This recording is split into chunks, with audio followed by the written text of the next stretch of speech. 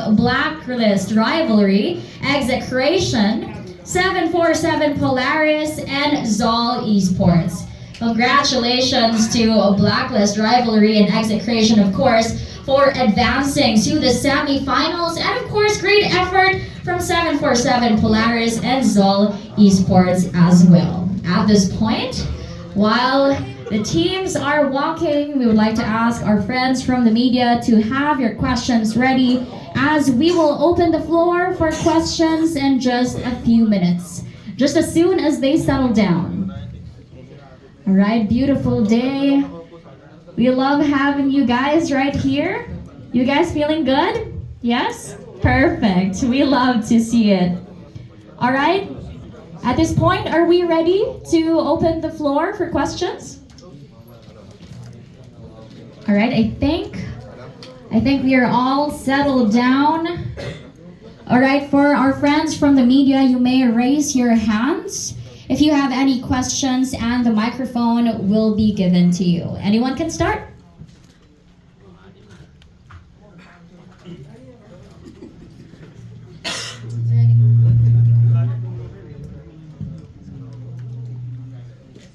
Again. What do you actually not miss about playing from foreign teams compared to playing for Blacklist?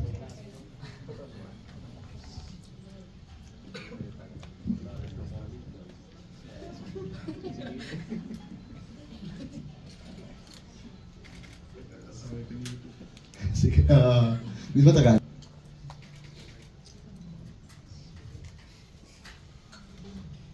Siguro yung pinaka hindi ko na-miss yung actually para sa akin very similar lang naman yung experience ko, pero siguro yung environment lang during practices parang siguro mas loud lang yung mga Asian teams or Asian players in general. So you wanna stay around Asia for the foreseeable future? Or mas gusto mong bumalik sa Europe or NA? Not really sure. Depende, bahala na kung ano mangyayari. Thanks, ate. Alright, anyone can go next? We're on stage. How was the whole experience so far? And what is the feeling, the mindset you guys are bringing in the next few months for you guys? Anyone can answer. Boba. Yes. Okay naman, kasi di lang namin masyado na-enjoy kasi na ano kami, forfeit. Wala kami ng time. Anyone else? Parang good mood yung ating teams today while we're still waiting for questions from the media. The floor is still open for questions, by the way. But I think you rate your performance in the group stage. Yes. Okay, so for our team execution. Sasabihin niyo ang pangalan para malaman namin kung sino yung player. Yan, okay. Hindi ako naka-record ako. Dapat naka-record. Okay. Okay, I'm CML from Execration. So I think for our team, we can all agree that it was a bit scary because all games are BO1. So I think for our group, it's we're against Blacklist, we're against MAG and Zol. So it's a bit scary because we're all playing BO1. So 2 losses, it's gonna be result to not going into the finals or in the playoffs. So we're a bit happy because of course we were able to pass through the group stage and be able to appear in the playoffs. All right, at this point, Preparing for the games this weekend. Anyone can answer. Thank you.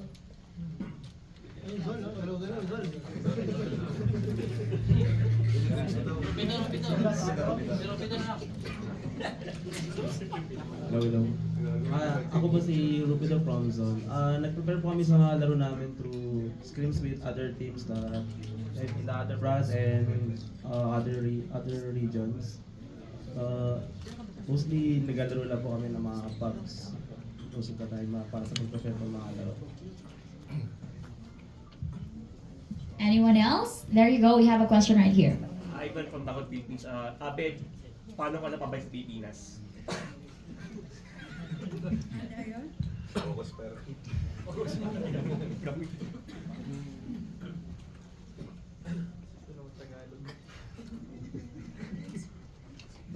ever since naman, yung mga players na kakampi ko ngayon, parang matagal ko na rin silang ini-invite sa mga naging previous international teams ko. And then, this year, feeling ko yung timing lang talaga mas nag-align sa aming mga players. So, and ito rin yung naging best, kumbaga, opportunity namin na maging teammates. Pero meron bang nag-udyok sa'yo na bumalik ka sa Pilipinas? Parang it's always been my dream din naman talaga na bumalik. So, the timing was right lang talaga this time. The timing is right this time. We love to hear it. Thank you so much, Abed. Anyone else? There you go. To Abed and to anyone can answer. How does it feel to play in a regional tournament in your own country? I mean, how does it compare to as to when nagko-compete ka sa ibang bansa?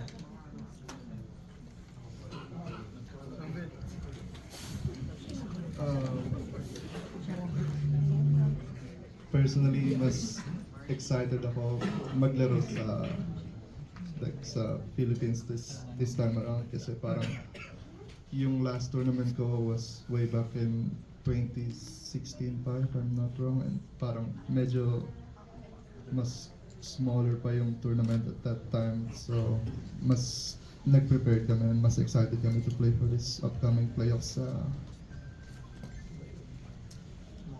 sa Mao. For the same question, can we hear from someone from Execration for that question, for that same question? Anyone?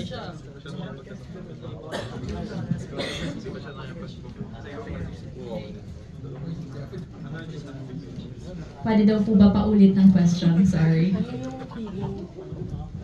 feeling na nagko-compete ka sa isang regional tournament sa sarili mong bansa as compared sa kung sa ibang bansa ginawa yung competition?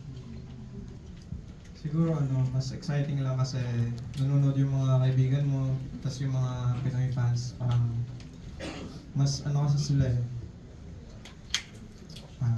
mas passionate sila compared sa ibang fans. So, ayun, siguro mas magiging motivated lang siguro kami kasi sa Pilipinas yun din. Passionate Filipino fans. Of course, we have seen that in the past few competitions. We still have another question right here. Go ahead, sir.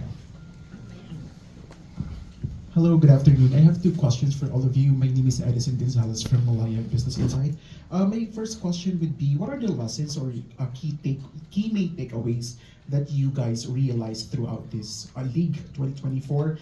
And the second question would be, how do you see the future of esports here in the Philippines, given the fact that we only have one parang formal esports arena here in LPU, in the Philippines, which has been established in LPU Manila, or LIC, the Philippines University Manila.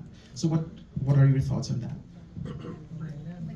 Okay, I think maganda if we could hear from at least one from each team. So to recap, the first question is lessons or key takeaways from the competition so far, and second is kung paano nyo nakikita yung future ng esports in the country, right? Tama ba, sir? Alright. Okay, let's start here. Dito naman sa side na to. Okay. Go ahead.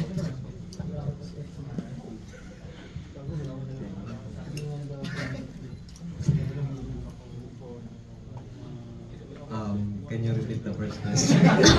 Okay, first question. Ako na po magre-repeat.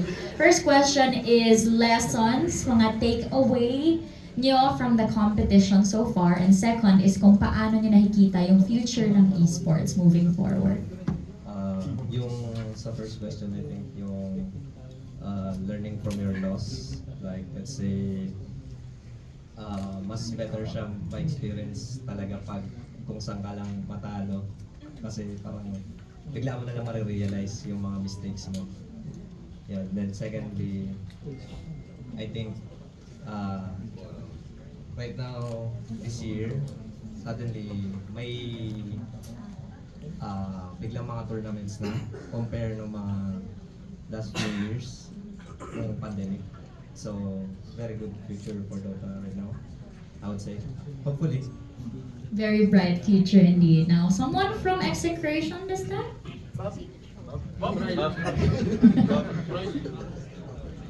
There you go. Hello, I'm CML. So for the first question, our main takeaway for this tournament, I think it's all about preparedness. Because of course the format of this tournament is kind of different from what we're used to. Like the format of BO1 during the group stage is kind of different from what we're used to, which is like double eliminations or group stage with BO2 games. So being prepared is very important because studying the enemy is is a key vital role in playing against them. So you only have one game against each opponent, so it's very important to win that one game. And for the next question, like the future of esports in the Philippines, like after the pandemic, I can see that there's a good progress. Like even like the schools are supporting esports already. So I think it's a very important thing. Like students are able to play their game or to practice. So I believe that it's the students that will be the future for the esports. So being supported, I think our esports here in the Philippines has a good future. Very well said. Malayo pa, pero malayo na. Tama. Okay. Next, we have, ayan, may claps tayo for that answer. Next, can we hear from someone from Blacklist Rivalry, please?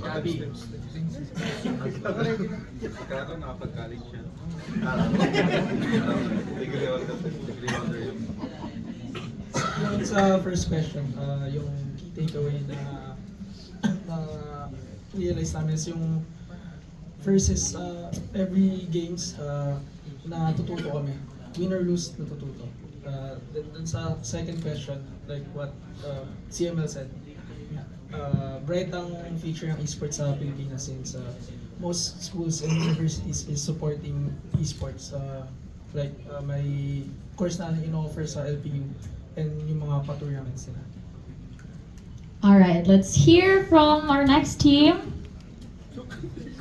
Our captain, Bumi. Kindly state your name before you answer, please. Thank you. I'm Bumi, 747. Siguro yung takeaway namin is like, wag ipagsabay yung dalawang tournaments kasi na-DQ kami dito kasi pinagsabay namin yung tournaments. Kaya mali lang namin. About the second question, yung answer ko, same lang kay CML.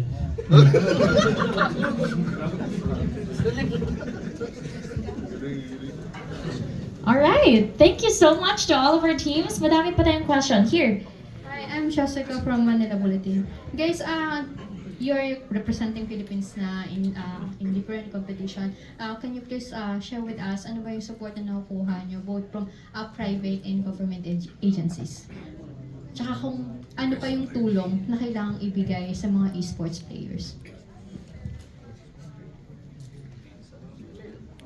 Is that question for all of them? Okay, so one each again. Doon naman tayo mag-start sa dulo. Okay, go ahead.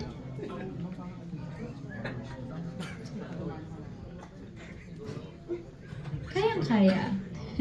Anyone from the team? Yung teams po from Blacklist. Then yung doon na lang po sa second question kasi yung first question hindi ko alam. Second question yung kailangan namin na support yung siguro sa mga visa something kasi maraming problems. Lalo na pag US visa, maraming nadi-deny ng mga Pinoy. So yun, mostly visa talaga ang problem kasi yung needs naman namin as a team, binibigay naman ng team namin. So yun, visa talaga.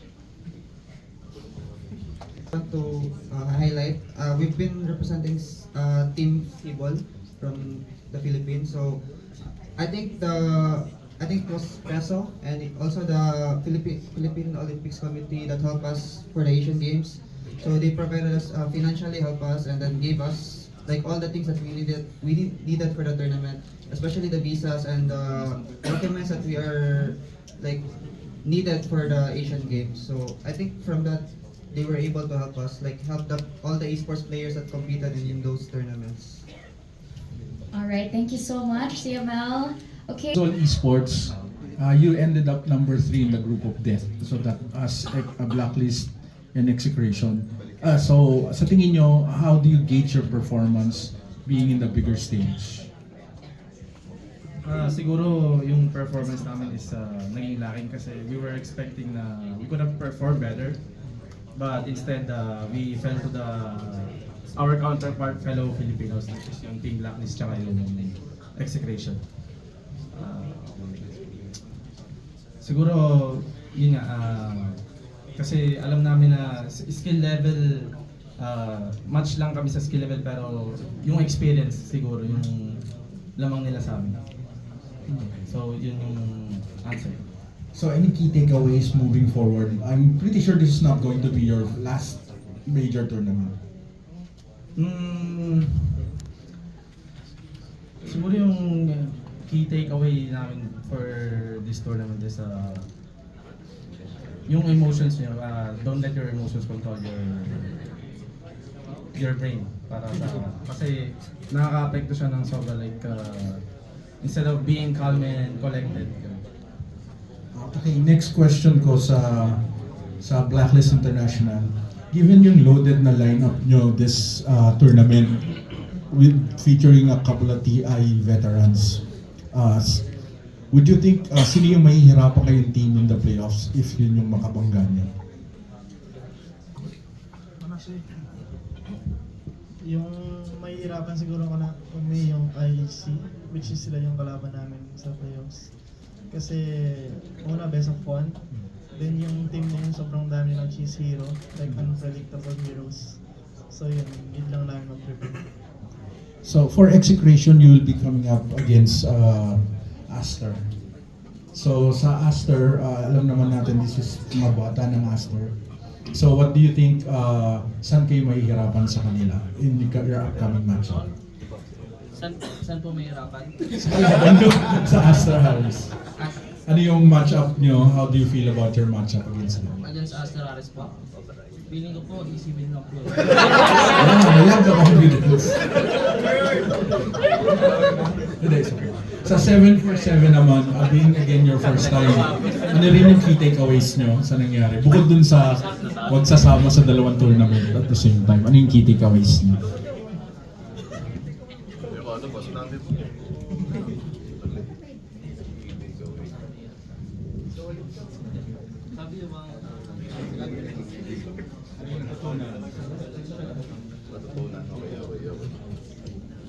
Siguro medyo maging patient lang din kami.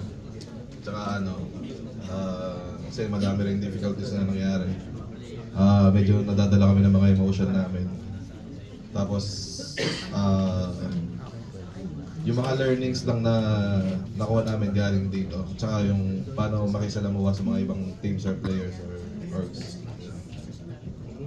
Alright, I think that is all the time we have for the Q&A for our Dota 2 teams from the Philippines. Thank you guys so much for your questions.